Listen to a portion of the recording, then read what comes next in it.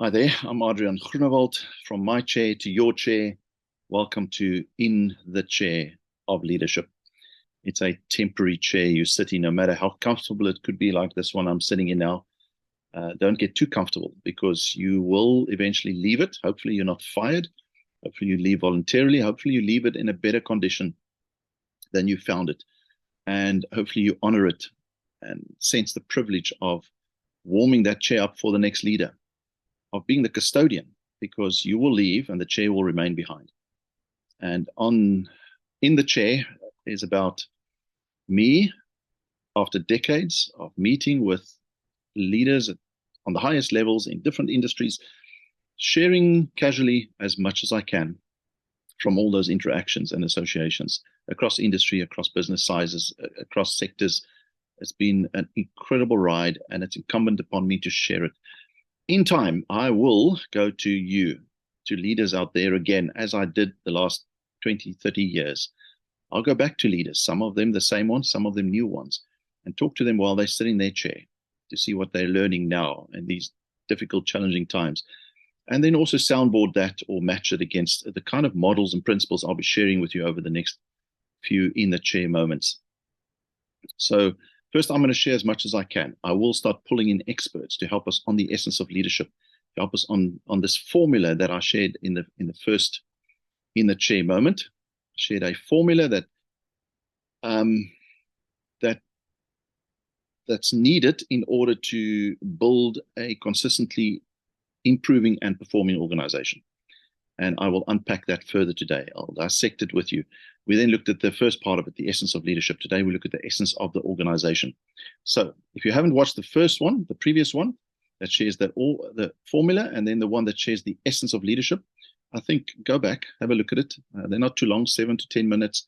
And we all need a bit of leadership injection before our day starts. So let me go to the rest of this formula. Share screen. Radio. As I said last time, we looked at the essence of leadership. Today, we look at the essence of the organization.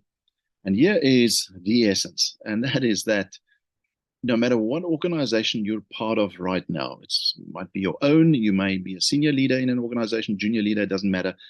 When you strip away all the fat and the meat off the skeleton, all organizations look the same.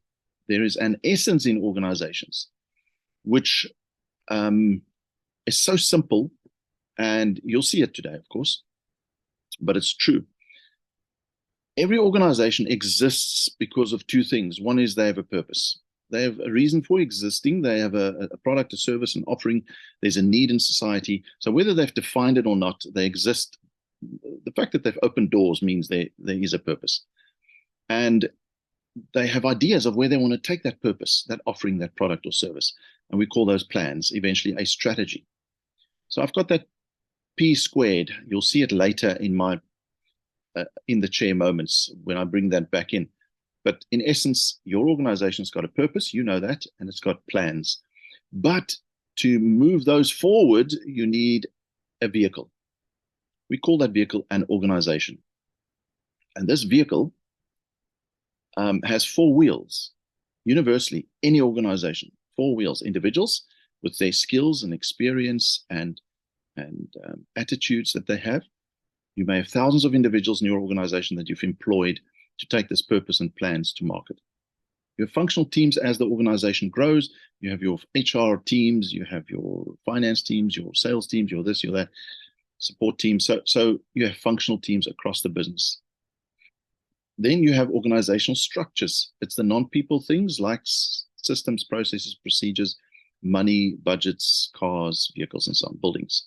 And that's what the organization consists of. Finally, you have a market, a section in society that you target with your offering and your purpose and plans. There we go, folks. That's the essence of an organization. Have a look at that for a moment. Is there anything in your organization that doesn't fit in somewhere there? When you start packing the meat around this skeleton, it doesn't change the essence of the organization. Now, that might seem very logical to you, and it could be good for you to say, okay, well, in general, collectively speaking, in our organization, do we have the right individuals? Give yourself a score out of 10. Do our functional teams, are they the right place, right teams, performing well. Organizational structures, does it serve us? Does it work? Is it effective? Are we targeting exactly the right market in our society? And if you want, you can also rate your purpose. How clear is your purpose to everyone in the organization and your plans? And that's just a fun exercise for you to wrap your head around the essence of the organization. But here's where it gets interesting. Let me pull this out.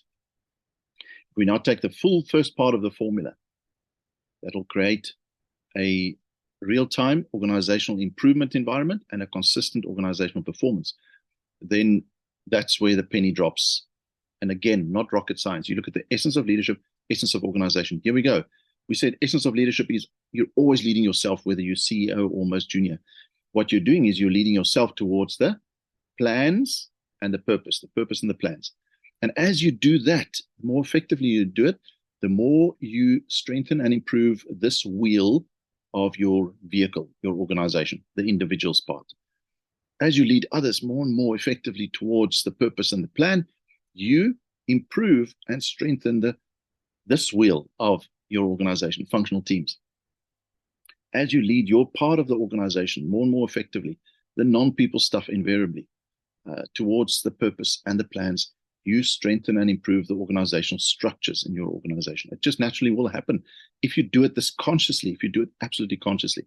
And finally, as we said, when everyone starts leading themselves better and the others around them and they're part of the organization collectively, then we all, or as an organization, we then lead society more effectively by way of our product and our service and offering. And that naturally feeds into that wheel of the essence of the organization. Now, please don't let the simplicity of this fool you, because millions are spent on improving organizations, and it invariably falls in those categories. Millions are spent on developing leaders, but not consciously on these 4 levels necessarily. And there is hardly ever drawn a conscious link between the essence of the organization and the essence of leadership.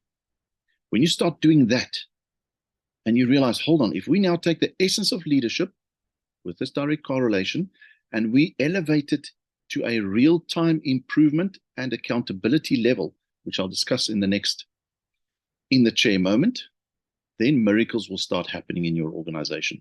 You'll simplify, you'll economize, you'll optimize, and suddenly the part of your business that revolves around improvement projects and the part of your business that revolves around developing leaders are not 2 separate islands. I cannot wait to share with you the remainder of this. Thank you for sitting in your chair, being with me for a moment. It's a privilege for me to sit in my chair and to simply share what I have and we have learned over the years. Enjoy your chair. Honestly, you're not there forever. Make the best of it. Honor it. Love it. Work hard and lead yourself as effectively as you can. Lead others as effectively as you can. And you're part of the organization as well as society. Can't wait for the next installment of In the Chair.